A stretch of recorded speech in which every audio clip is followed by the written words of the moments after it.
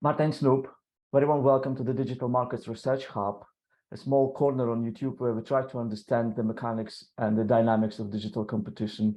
I have prepared some questions related to the functioning of competition in digital markets, but I wanted to probably start with those three key messages which you have articulated in your keynote speech during one of the DMA stakeholder workshops on, I think it was on App Store related obligations. I think these 3 points were very accurately and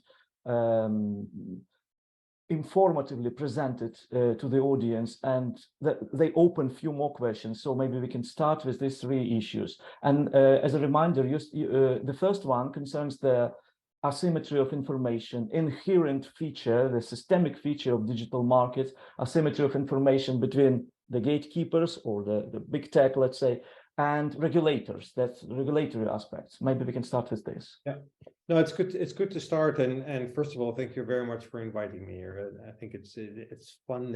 I really admire how you organize these podcasts and these conversations that really bring forward and continue the discussion that is necessary to have in Europe from different people with different perspectives. And I think this enriches the debate and also makes the work that we all do better. I think because the overall aim is on what we achieve is to get the world that we have envisioned, that the legislator envisioned by adopting these laws. And now we have to create it. And there is a huge step from looking at the letter of the law and actually what our democracies want to achieve, and then how to achieve it in practice. And I think these conversations help to get to that point.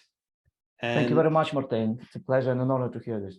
And I think that the 3 points that I developed in that speech, and that I'm also still working on it, this work in process. It's not that I have the recipe ready for success. I think we are all on a journey, if you want to say, to get to the world that we want.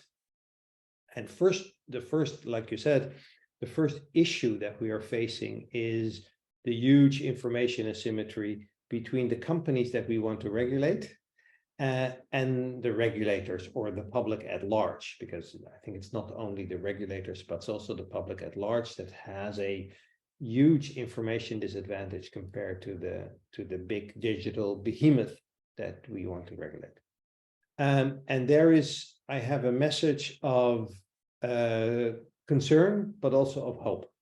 And the message of concern is, yes, this is a big problem. The message of hope is that it's not everything is lost.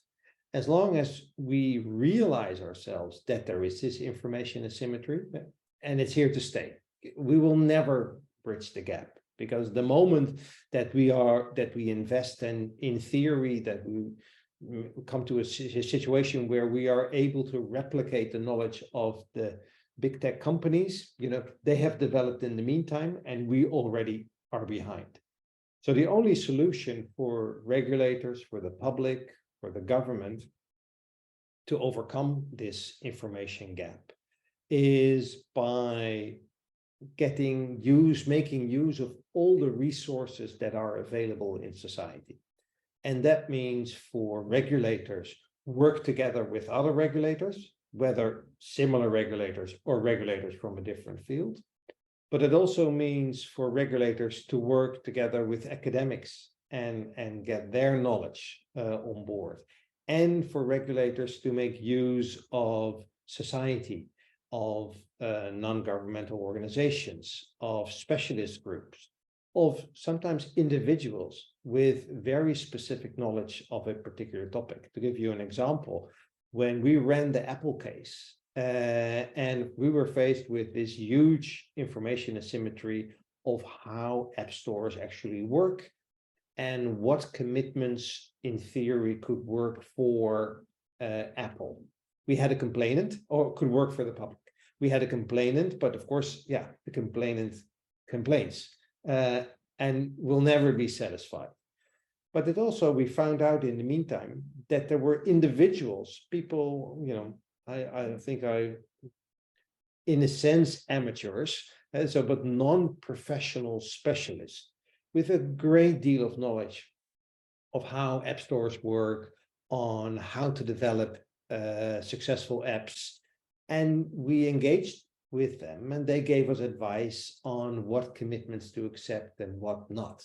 So I think this showed how we could bridge that information gap by cooperation at 3 levels: other regulators, academics, and non-governmental organizations, including individual specialists. And I am convinced that by making efficient use of these 3 groups, we are able to efficiently manage the information gap, not entirely bridge the information gap, but manage the information gap so that we as regulators are able to do our job. And obviously, a follow-on question is that you in the Netherlands have quite a specific organization of institutional setting, essentially. Yeah, the Authority for Consumers and Markets is a more general regulator. It's akin to what in the UK we try to achieve with Digital Regulation Cooperation Forum. Obviously, this is voluntary cooperation, whereas in your case, it's a statutory duty. Do you see it as a better institutional format, allowing you to understand the development of digital markets and maybe digital society more broader from different corners, or does it encroach into your more competition-centered perception of the world, and do you somehow hesitate which of the different ways, which are equally legitimate if assessed from different angles, should you opt and base it on what? Yeah, I always find it difficult to kind of say that we found the best recipe and this should be copied in other countries. Cultures differ by countries, political and administrative realities differ per country. We became what we are also through a combination of strategy, but also sheer luck. I'm not advocating that, well, the model that we have is the ideal model and should be copied in other jurisdictions. What I do say is that cooperation is extremely important. And we cooperate internally, with our competition agency, our telecoms agency, and our consumer protection agency. And I think I'm pretty happy with how that works because we have strong centralized leadership. We have a central legal service. We have a central economist team. And there is a strong key vision on how to enforce the laws, on a kind of an enforcement policy, but also on what we want to achieve. So I think that helps. But we also, of course, we do not have all the competencies internally. So we have our copy of the UK Digital Regulators Forum, and we work together with the Financial Conduct Authority, with the Privacy Authority, and the Media Regulator. And we set up a similar cooperation forum compared to the UK model, and that also works fine. So I think it's more, I advocate a culture of cooperation, a culture of non-rivalry, respect for each other's points of views. It's so easy, and I also notice this in my own agency, to be completely open, that where there is a sort of, oh yeah, but that's privacy, that they always like that. And I'm absolutely convinced that the people at the Privacy Authority say, well, oh yeah, that's competition. That's old-fashioned. It's from the 90s. We're past that. And I think we as leaders of the organization have to push back on that. Because their competition and privacy and media plurality and financial stability are all important public interests, and they're equally important. And of course, sometimes they conflict, and then we have to strike a balance. And it depends on the circumstance. What is what should have priority over the other. But this should be done in open and fair discussion on a non-institutionalized basis. So we are not the defender of competition, and neither should the privacy authority be the defender of privacy in those discussions. We all work in the public interest, and we have to see what is best in the public interest in that case. And if we keep that public interest in mind and have a fair and open discussion, I'm absolutely convinced that we can come up with good solutions for society. And in this case, I wanted to ask you also, Martijn, there is another institutional player, which is somehow an elephant in the room, the government. We all know the answer from competition cluster, which we were very happy and convenient with in the past, when we had very clear-cut singular metrics of price theory, which essentially immunized us from any external noise, which would somehow pollute the clarity of our sophisticated modeling. Now it's much more fuzzy, let's say, at least. Yeah, so the different narratives can be equally appealing and convincing, and thus, do you consider the broader societal interests as shaped by the government as something which can be taken into account? To what extent do you try to institutionalize it, or is it something which somehow inevitably, invisibly present in the air, and your task as a responsible enforcer to decode this, agenda or plans? It's somewhere in the middle, and I think first. I am a strong believer in democratic societies, and I'm a strong believer in independent enforcement. So in the flip side of independent enforcement is that you abide by the laws. And so therefore I'm, clear cut. The legislator draws the lines in which we can operate.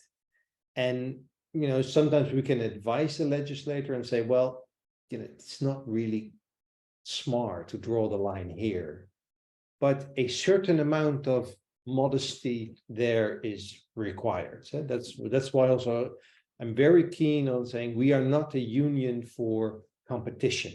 So you will never hear me say in Parliament, Parliament, you have to allow for competition. It's a call from the parliamentarians. It's a democratic legislator. They're grown up. If they want, they can ask my advice. Fine, I'm happy to give advice. If they don't want my advice, then I'm not going to force that upon them.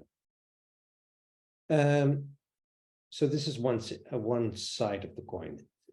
If you think that through, then it also means that we as an enforcement agency operate in a space defined by the legislator, which is a rather broad space. The legislator, rightly so, gave very open norms,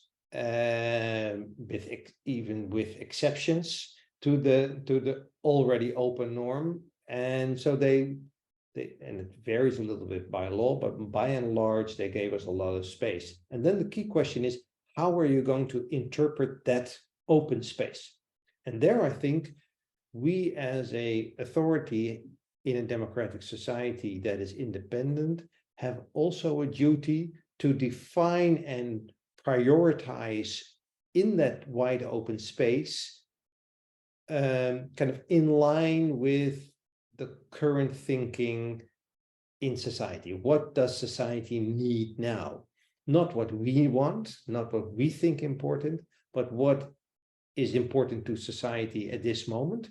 And of course, that is not always easy to detect. But I think the best way to do that is to do that in an open and transparent process. So what we always do is we say, okay, I broadly say, we more or less think that within this open space created by the legislator, that we are going to use our powers in this way. Society, what do you think? And if they say, well, you're really completely focusing on the wrong problems and finding the wrong solutions, fine, we'll take that on board. So there, I think we are more keen on finding the right tune. We want to be in tune with what is alive in society, although we have to be extremely careful not to be kind of a populist enforcer. So this is the counterweight to that, because populism in enforcement, of course, is not going to work. So sometimes we also, despite the public opinion, wants bigger fines, or the higher the better. It's also our duty to say that is not the most efficient way to achieve compliance, which is what you ultimately want. Something that maybe we can discuss later. I think this resonates very well with our colleagues who do competition law and legal theory, and some of them are teaching now at the university which you graduated from Rotterdam. So I think they will detect the depth of these analogies and these metaphors. Let us move to the second key message which you have shaped to the audience of that workshop, namely effective compliance. The compliance officer, obviously, it's a two-way street. We need enforcers and we need compliance officers in this asymmetric regulatory landscape. Can you elaborate on this, please? What do we expect, or what do you mean from effective compliance? I think what it starts is, I think also something that I already elaborated on, is that we shouldn't forget that the goal of enforcement is compliance. The goal of enforcement is not imposing fines. Fines can be a tool, but it's not the goal. So we as enforcers our success should never be measured by the number of fines or by whatever instruments that we use, but whether we are able to achieve compliance. So this is one thing. Second thing is that we need to do this efficiently. Right? We are spending public money. Taxpayers expect us to do this to achieve compliance in the most efficient way. What is important, particularly in the digital sector, is that we should not forget that the companies that we are about to regulate started in what you can call kind of a digital Wild West. They started to operate in a completely free market, totally unregulated market in the US. They've become very successful globally, and now suddenly they are faced in a foreign country, with no real competition to these big tech companies themselves. They're faced with a government that are unhappy with the way they operate their business, and that start to regulate them. I understand the sentiment within these companies. They say, yeah, what's going on? You're punishing my success. I'm in an outside country, so my home base is in the US. I'm now started being regulated in Europe in a way that I do not like, that restricts my business, and by legislators that I haven't voted for. They're not my legislators, and they only do that because they missed out on the opportunity and they want to favor their own industry. That's their perspective. I'm not saying it's right, but we as regulators, we have to remember that's how they look at us. Maybe not all, and maybe not in the same amount, but there is a groundswell of that must be among the big tech companies. So how to change that? How to get them into compliance? Well, we all know that pointing at someone's lack of morality is not stimulating compliance. You know, if you say to someone, you are a bad, if you know, it's like raising children. If you say to your children, you are a bad boy, you know, small chance that is going to end to listen to you as a parent, small chance that he's going to end up as a happy child. Same with companies. Companies are people. You know, we have this legal fantasy that companies are entities that speak, but companies are human beings. So that means that we also have to step in their shoes and think about how can we get them to compliance. And that requires transparency, clear norms, discussions with them, talk with them, and appeal to their competencies or lack of competencies in case of non-compliance, rather than lack of morality in case of non-compliance. And the problem is that that requires a totally different mindset from traditional competition enforcement. Because traditional competition enforcement, particularly in cartel enforcement, which I said, you know, cartel behavior is criminal behavior, full stop. There is really, it's just stealing. And there, you know, this soft approach is not working. That I fully understand. Is that, you know, if we look at the cartels that we detect and that we punish, you know, we're not talking to them at this level. This is different. This is criminal behavior. And with criminal behavior, unfortunately, we have probably not much else than fines. It's a poor man's instrument, but yeah, it's the way it is. But you know, the big tech companies are not criminal organizations. They don't do their things secretly. Sometimes they maybe do a little bit secret things. So the way to get them to compliance is entering into a regulatory dialogue, and you know, have a grown-up conversation, not immediately threaten with big fines, and take the time to get them to compliance.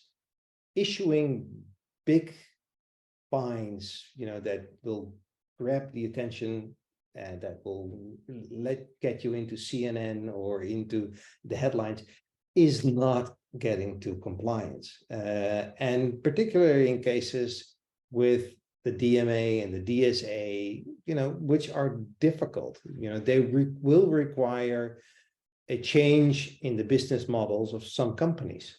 Yeah, and they, you know, these business models were extremely successful. These business models have to change, that's for sure. But if you think you can achieve that by imposing a law and implementing a law and then imposing a fine for non-compliance, you know, within a couple of months after entering into force, it's an illusion. It's going to end in totally inefficient deployment of resources, endless legal fines.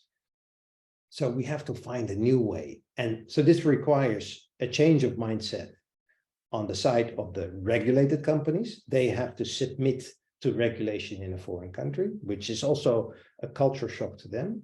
And it requires a change of mindset by the regulators that suddenly have to do things differently, particularly the competition regulators. They will, but also some of the telecoms regulators, some of the consumer protection agencies, and including ourselves. So we also have to learn here.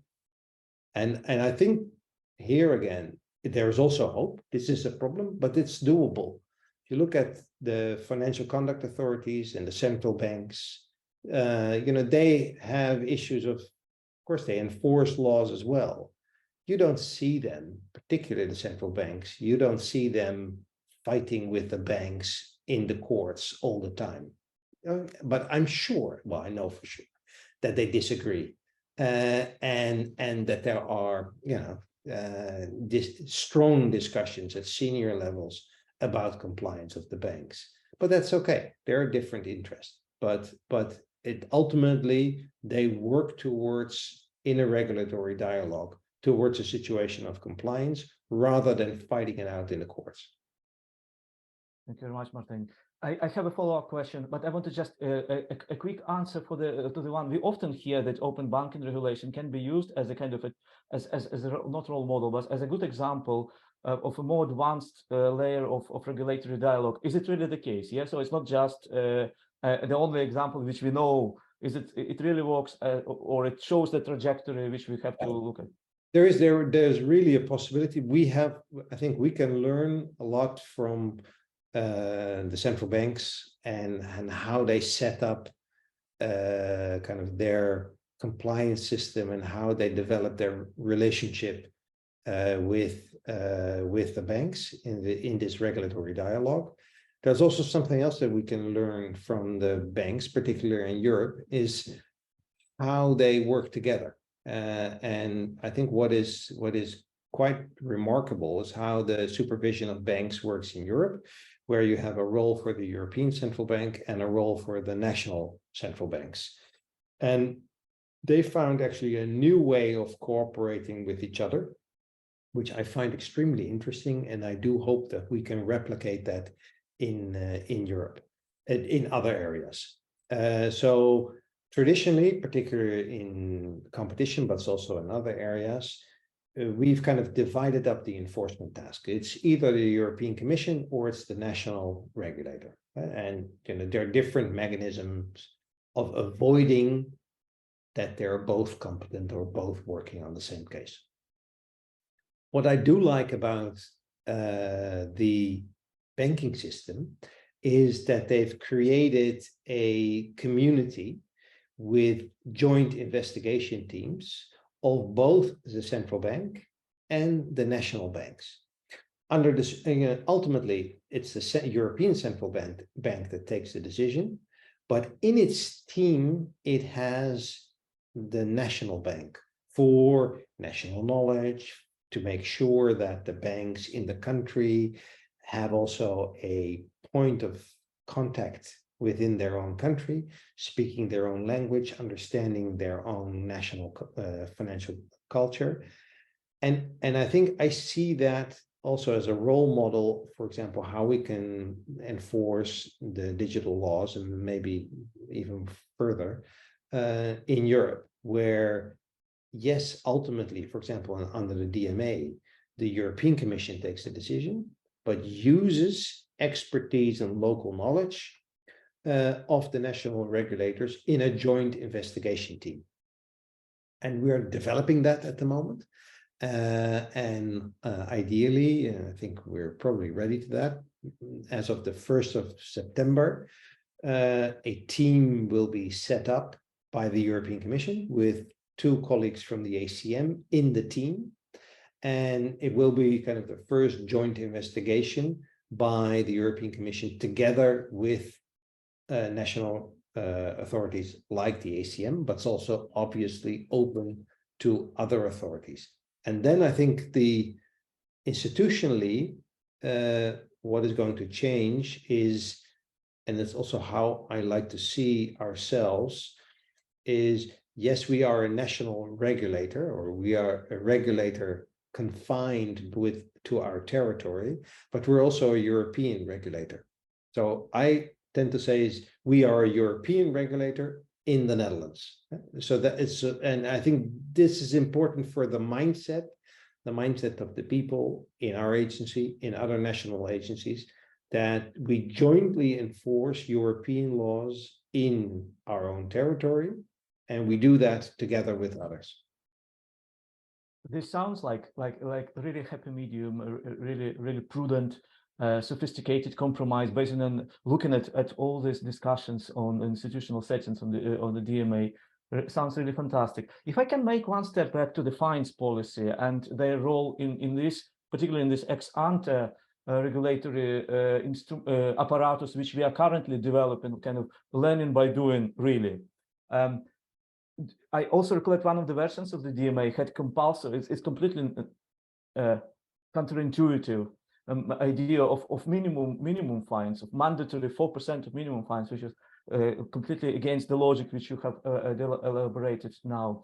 So I wanted to combine the first 2 questions and ask about fines policy. Obviously, one can say that we will not be applying high fines, even if we have the competence to do so, but it will be something as a stick hanging on our wall to discipline, to nudge, to impel the meaningful regulatory dialogue with gatekeepers.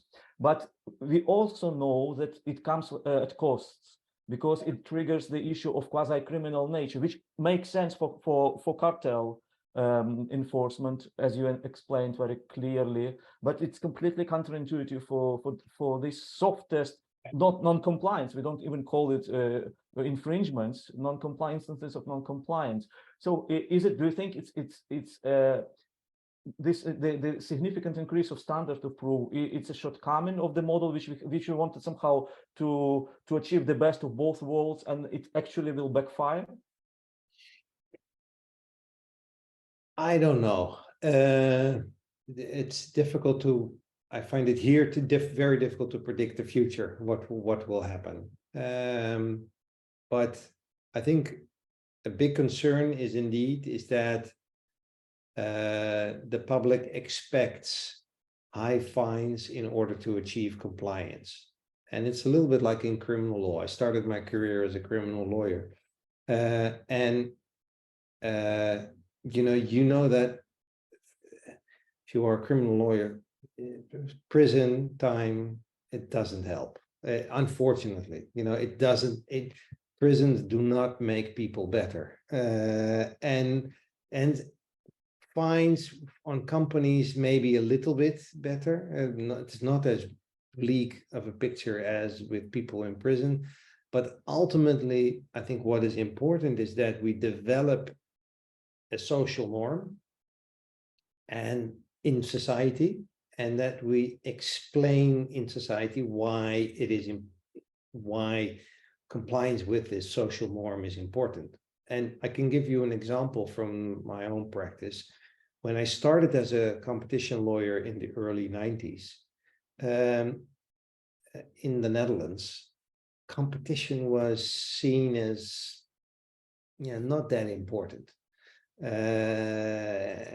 Of course there was competition, but the business community and everyone expected, yes, companies also have to do a little bit of give and take with one another, and if that give and take leads to somewhat higher prices, that's the way we live in a society which is about give and take all the time. So, and cartels are part of that.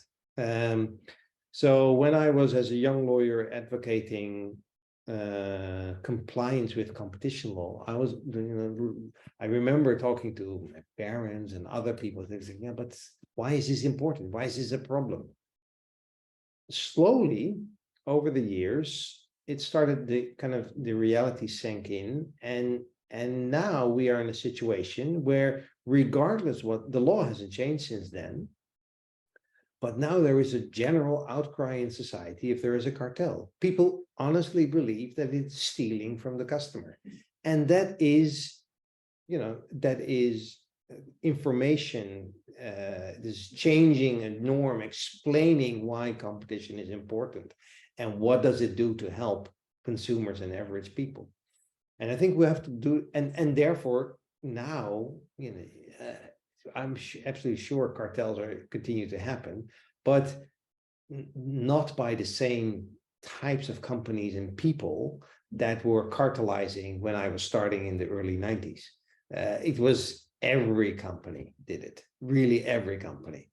And now, it goes to the fringes of the economy where it happens. And I think that's what we should achieve with the DMA and the digital laws as well. Explain why it is important, why we implemented these norms, what it brings to people.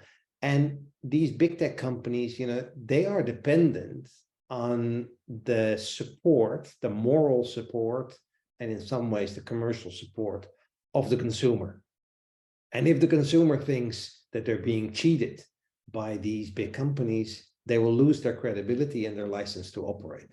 So I think what we should more focus rather on, getting our fines better and our procedures more efficient, we should, yeah, maybe we should do also that a little bit, we not totally ignore it, but we should put much more emphasis on why do we enforce these laws? What does it bring to the public?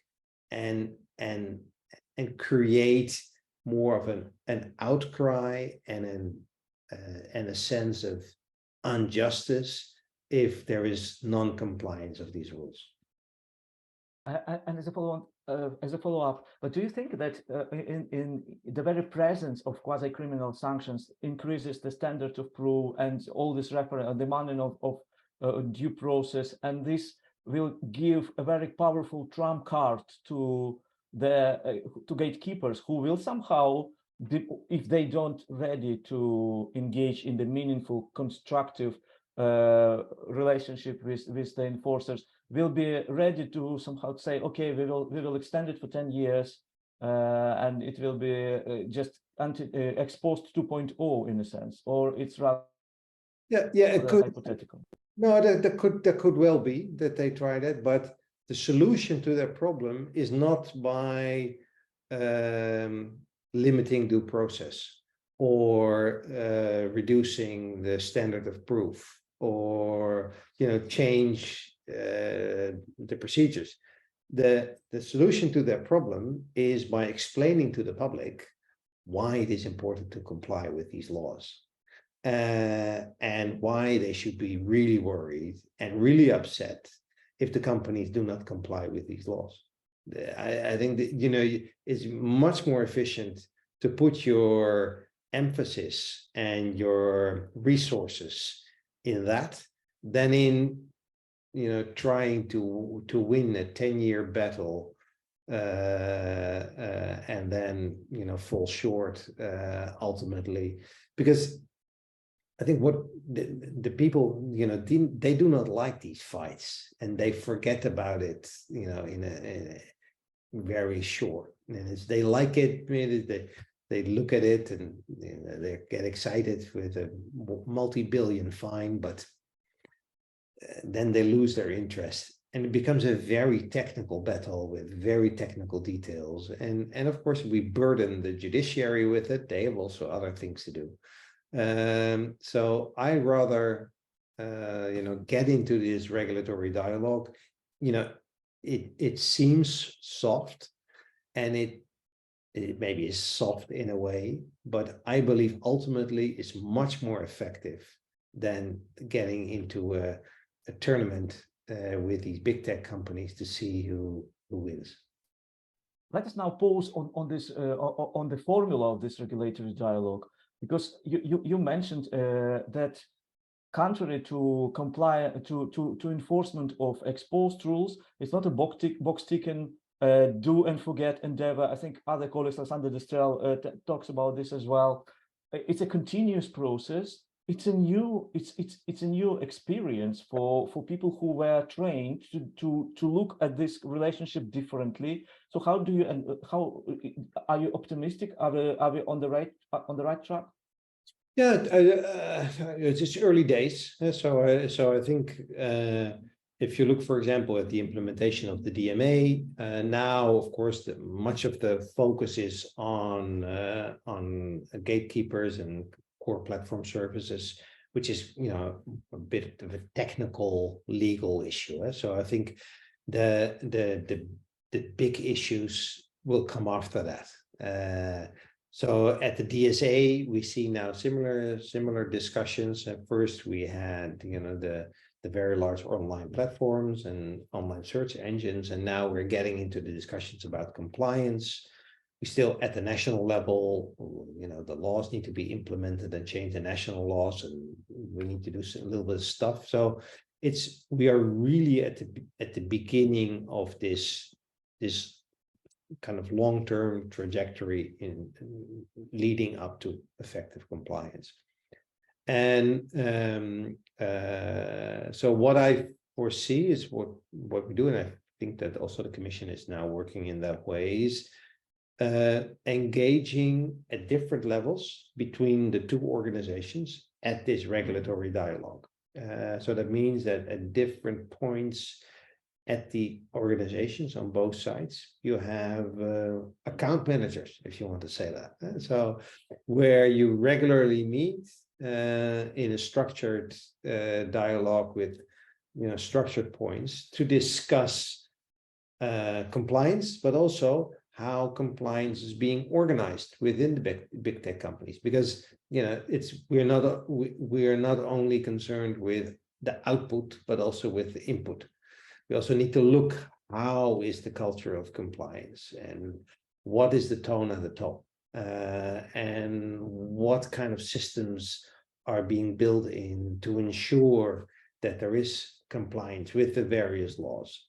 And on the other side, the companies, will sometimes look at it, well, how on earth I am going to comply with all these laws, and at what time, and what is more important than what. And we have 27 member states, and what are we, with which member states are we talking? And some member states are have a different approach. So this is also something that we have to fix on the regulator side.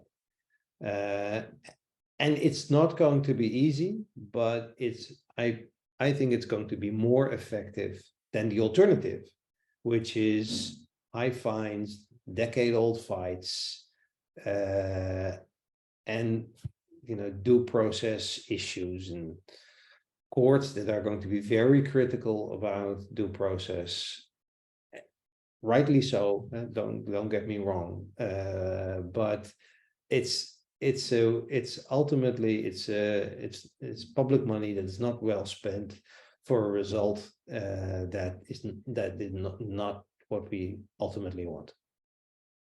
The third element, details matter. Choice architecture, then the size of fonts. You were talking about this, but maybe the last point on the previous question, which you have mentioned at that workshop, I think it was very interesting, that anytime when we talk about regulatory dialogue, there is kind of an echo of regulatory capture is present on one hand. On the other hand, regulatory discord, as you label this term. Yeah, correct. Yeah, so this is a flaw of a regulatory dialogue, is that we are human beings. Also, like I said, companies consist of human beings, but regulators consist of human beings too. And we all have our biases. And as a regulator, it can go both ways, in the sense that individuals at the regulator can become too entrenched and with the regulated companies. So they understand them so well, and they feel so much sympathy for their pain that they do not do their job properly anymore. Particularly in a consensus-driven society or culture. So this is a problem of the regulatory capture. And then on the other hand, we have the regulatory discord, is regulators who become so fed up with companies that do not want to comply, and that use every possibility to throw sand in machinery, that everything these companies do is suspicious. They do not trust anything they're saying, and they're not good regulators either. So I think, and we know that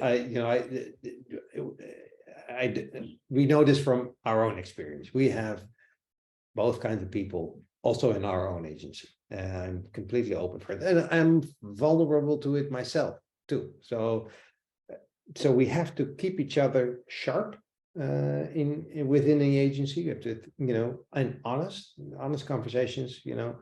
Is this a little bit too much of a discord, or is it maybe too much of capture? And rotation is important. And of course, the downside of rotation, I wish there was a solution for something without a downside, but there isn't. The downside of rotation is loss of expertise and loss of experience. So you have to find a middle ground there. But rotation is extremely important in teams to avoid capture or discord. You need, and that needs to happen on the side of the regulator, but it also needs to happen on the side of the regulated company. And this is also a topic that you can discuss in a regulatory dialogue at the most senior level. At the most senior level, I think what we should achieve is a certain level of trust between the regulated company and the regulator that says, listen, the relationship, one level, two levels down, below in the hierarchy are not running smooth. Maybe we should change the teams on the one side, on either side. And I think that is an important grown-up conversation that should be that we should have as leaders of big corporations and leaders of big regulators. This is really insightful observation. Details matter. Do you want to elaborate on the importance of this, the third element? Details matter. The reason why I said this is that this also it's a trap I find myself to be in. So I like to think about kind of bigger concepts and structures and kind of relatively abstract ideas, but the nitty-gritty of the details is extremely important. Whether remedies are going to work, how compliance is being achieved. And I think the success of any measure happens at the nitty-gritty detail. And that's why, but if you focus only on the little detail, you lose the bigger picture. And that's why it is important that you have in teams or in regulators, you have people who look at kind of the broader issue and people who have the patience and the perseverance to focus on the nitty-gritty as well.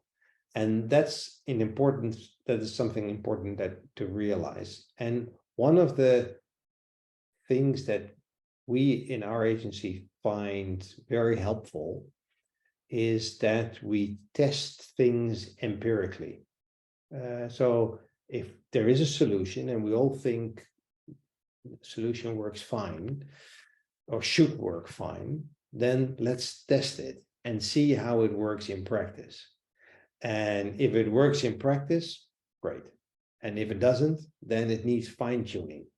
It's also something that these big companies, the big tech companies, do all the time.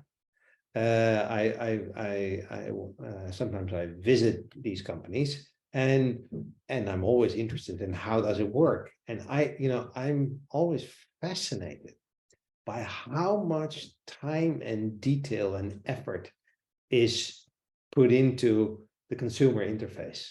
And and they try everything. I was at a company a couple of months ago who explained to me that, I can't recall, that they do A/B testing, so they see what matters, what works in practice, like 5,000 changes all the time. So it's an entire process. They're constantly innovating on what works and what doesn't.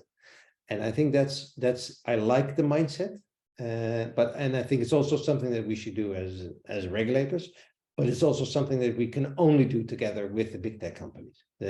So it's only possible, again, don't want to repeat myself, in a regulatory dialogue.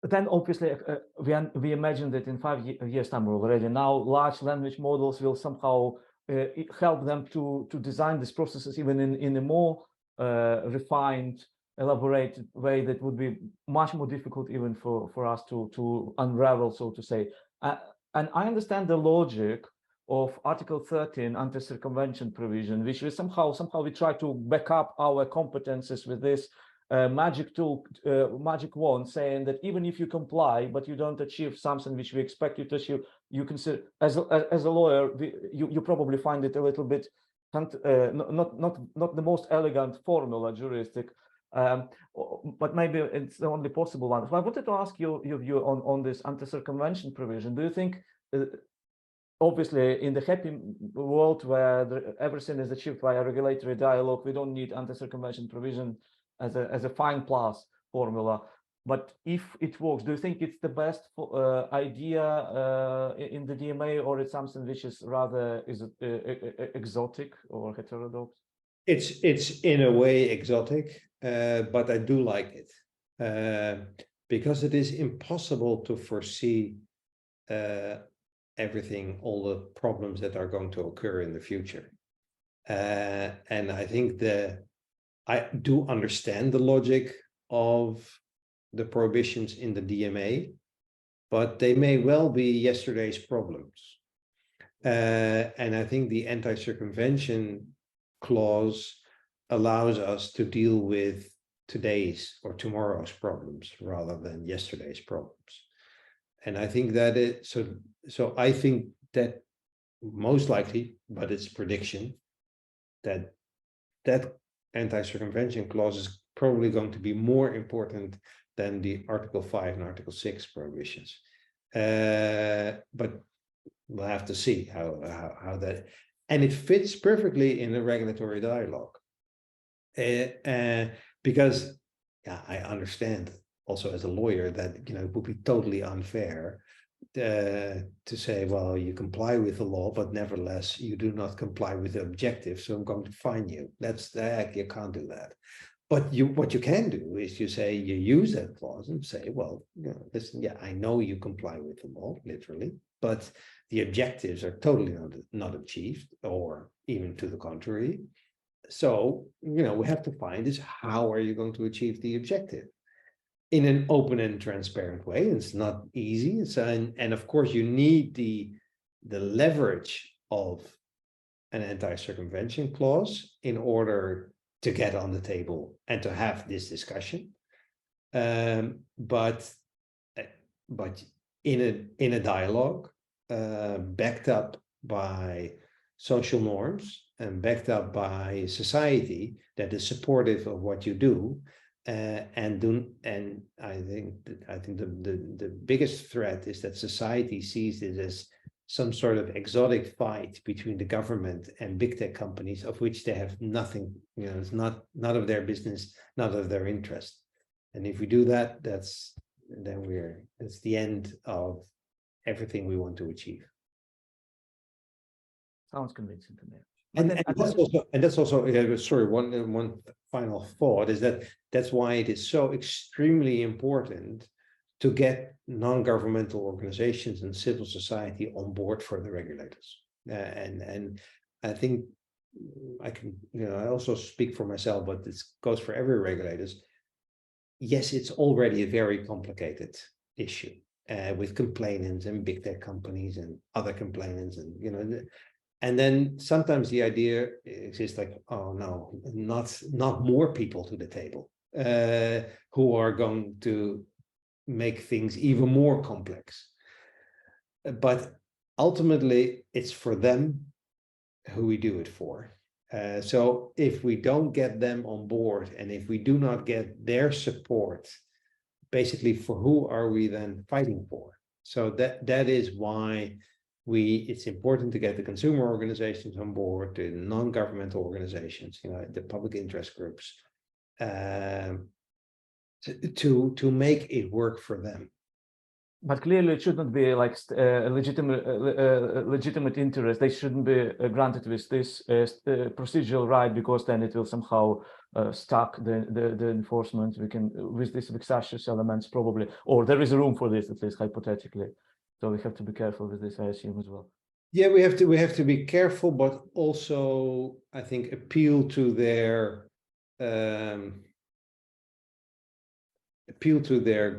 grown-up, serious. They have also an interest to make this a success. So if we give them good procedural rights, it forces us to listen to them carefully as well. So I tend to be more in favor of giving them a strong position at the table, which also gives legitimacy to the regulators to do the right thing. It helps in creating a social norm rather than a legal norm. and it also in that way helps to ensure effective compliance rather than legal compliance. And we will probably have an opportunity to, in this spirit of experimental regulation, to see the DSA with this mechanism of trusted flaggers, for example, and the DMA, which decided not to opt for this option. We will, time will show if which model proves to be more effective. A question on geometry, maybe a little bit. Horizontal, vertical competition in digital market within the DMA. I mean, many people would say, look, they are so entrenched. Let us just try to do in kind of platform to business spirit, try to make them more transparent, more responsible vertically, and at least to achieve something better. It's better to achieve at least something rather than going with megalomaniac ideas of opening up so deeply entrenched markets, core platform services, that it's next to impossible. Others say that the stakes are so drastic in the long run that the future is digital, and we need to have our digital infrastructure more matured and more impactful in the long run. Where is the balance? No, I think you really have to look at it on a market by market basis, and kind of broad brush statements either way do not make much sense. I think that it requires a careful analysis on each and every market, with the relevant platforms in each market. Some markets are more of a public concern than others. So I think, yeah, so it boils down to I think my mantra is that regulatory enforcement is an art and not a science. You have to look at the details and be extremely careful to set up a fantastic construct of how you want to approach certain things in a certain logical order, because the reality is too complicated, and the best way to approach it is, do it on a case-by-case basis in an open and transparent way, communicating what you want to achieve and how you want to achieve it, rather than say, well, let's forget about horizontal, we'll do everything vertical. Indeed. As you probably engage in constant communication with other colleagues from other competition agencies, authorities around the globe, mainly in the European Union, but obviously globally. And in the UK, as you know, we are now in the third reading of the Digital Markets Competition and Consumers Bill, which is it's not very, it's a delicate question in itself, based on your status, and B, it's very difficult to provide some targeted recommendation for the entire system, because what works for one model doesn't work for the other. But if you observe some interesting regulatory formulas in other jurisdictions, which you would rather want them being incorporated domestically, maybe we can learn from this as well. The most interesting model, in the sense that maybe we should look, I'm convinced that we should look and talk more to our colleagues at the central banks and the financial conduct authorities, how they ensure compliance. What do they do with the big banks? Because in a way, the national banks are in many countries faced with very concentrated banking industry, big, large corporations. So they face the same problems that we have, information asymmetry.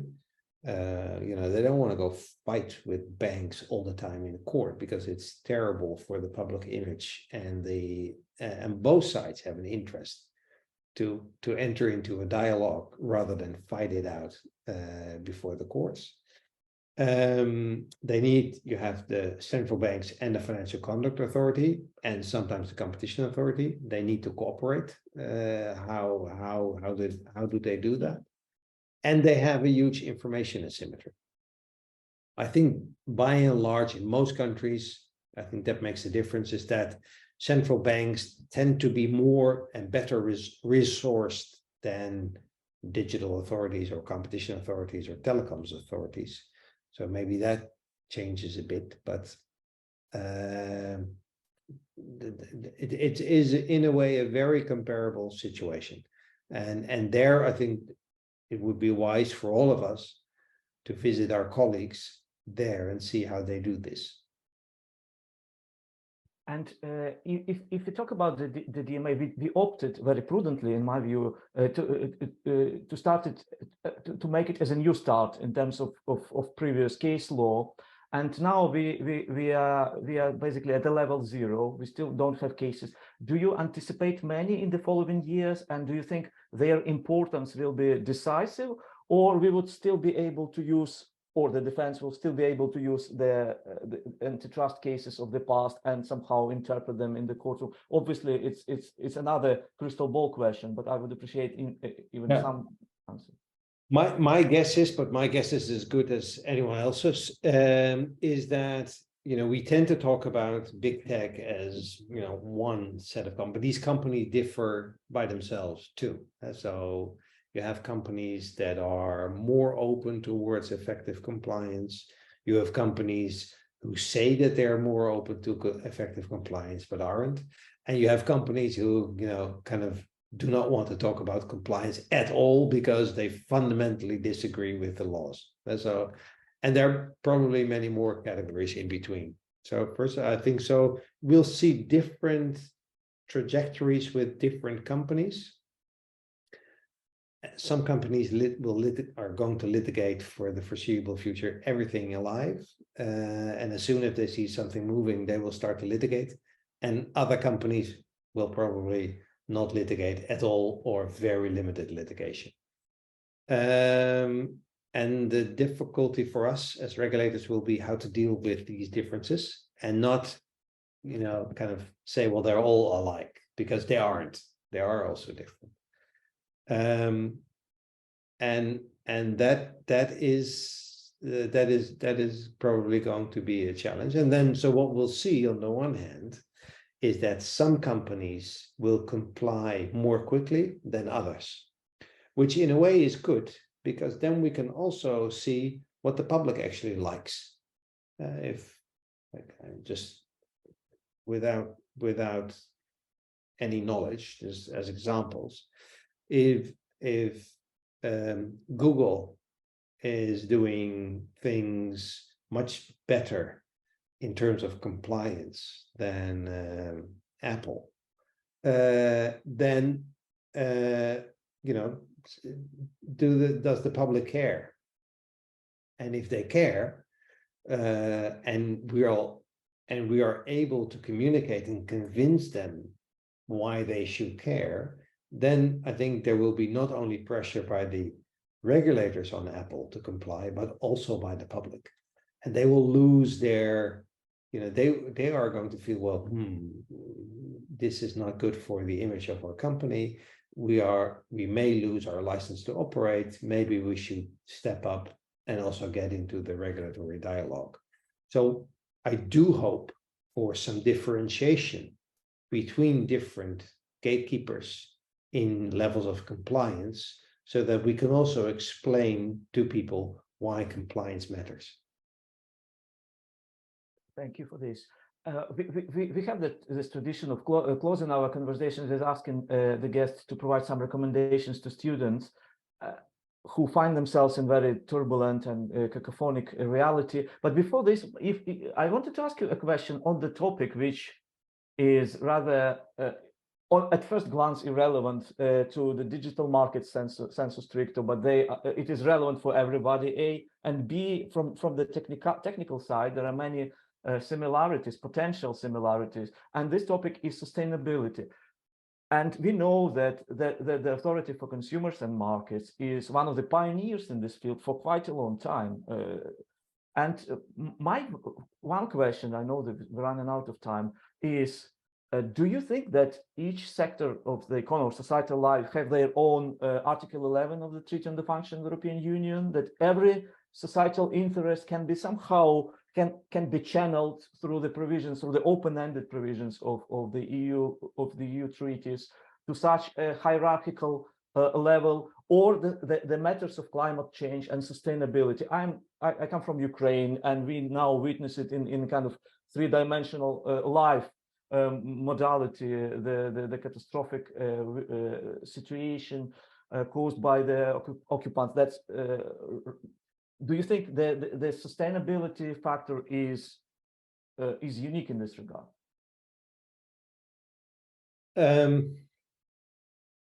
Well, 2 points. I think, and it goes back to the beginning of the discussion we had, is, what is your room as a non-elected enforcement agency within the constitutional context? And the legislator, when it came to the application of 101, the cartel prohibition, included a clear paragraph 3, an exemption to the cartel prohibition, where the legislator said, I kind of paraphrase it. Listen, cartels are bad. They harm the consumers. But if these harms are being compensated by something that is good, then they can be exempted. That's the philosophy. It goes, what is the net effect of a anti-competitive agreement? And then fairness plays an important role in the analysis. It's in the text. It goes about what is a fair share of the benefits. Are the consumers getting a fair share of the benefits in relation to the harms of the anti-competitive agreement?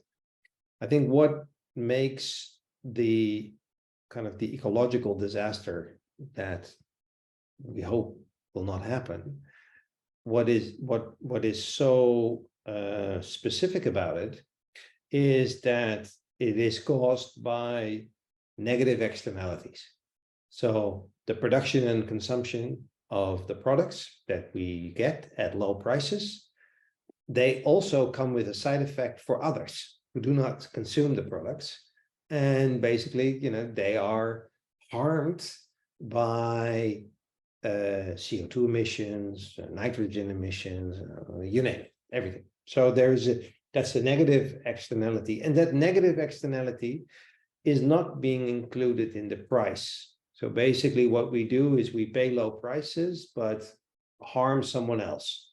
And that requires a fresh look on what is fair and unfair in the context of the exemption to the general cartel prohibition.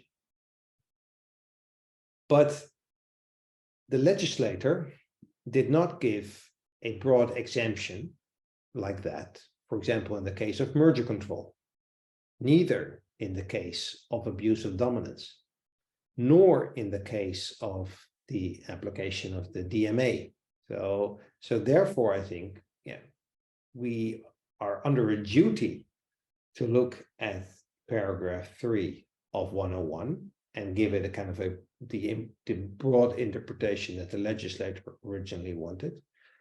But we do not have the same freedom to do that under merger control or any other law. And if the legislator wants us to do that, well, I have to change the law. That's how it is. But therefore, I think it's our democratic duty, on the one hand, to look at sustainability agreements, anti-competitive sustainability agreements between competitors, and the net effects on the world, but not do the same thing for mergers, because in the case of mergers, it was clear that the legislator wanted us to look at efficiencies in the traditional strict sense of the word. And yes, that is not entirely logic, but it was the choice of, and it is the outcome of a democratic process. And therefore, I think that's up for us as enforcers to apply the law as it was originally intended. And I think in your earliest piece published in Journal of Antitrust Enforcement, you mentioned that we have to look at total benefits rather than of consumers within 113, rather than directly affected me. And because that is in the law, so it is right there. If you read it, if you read the text, I mean, and everyone can say everything to me, but if I read the text, it says a fair share of the benefits, and it doesn't say that the consumers have to be fully compensated by the benefits, because if that would be the text, then I would be defenseless. So that's. But it says a fair share of the benefits. And what is fair is always context specific. We know as lawyers. So you have to look at the fairness in light of the climate crisis, in light of the negative externalities, of the harm to others, and in light of one of the fundamental principles also enshrined in the treaty, which is that the polluter pays for the damage it does to others. And I think that combined, I still fail to understand why competition authorities, including the European Commission, is reluctant to accept this position, which is just a purely legal position on how to interpret the treaty. And with this open question, which triggers another hour for our conversation, let us pause here, and we will. I wanted to ask you to provide some recommendations to students. It could be a topic or specific focus, or maybe some new skills which you, as chairing such a powerful competition authority, you observe that there is a lack. Leaving aside issues which students are expected to digest from our conversation, that it's getting more behavioral, more data science, more interdisciplinary, maybe some more targeted, and or if you want, maybe you can provide some helpful kind of work-life balance, some recommendations. Oh yeah, I think what is, I mean, something that I've always strived for, and that I've continued, well, something that I think we all as human beings should do and should keep in mind. And I think it's for students easier than for older people like me, but also for students sometimes is, I think it's good advice, is stay curious and stay optimistic. We have a duty to be optimistic and to fight for it, and to, if we want to change something, be optimistic. Not optimistic in the sense everything will be fine. We don't, you don't have to do anything. No, fight to get to the result.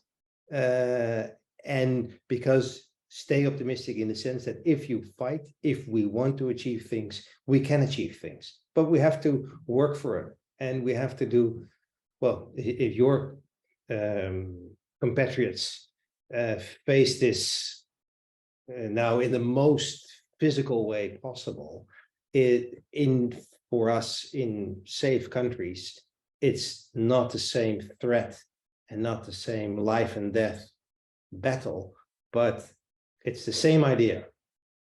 Fight for our of the things that we want. So this is one, stay curious and stay optimistic. And second, embrace new technology.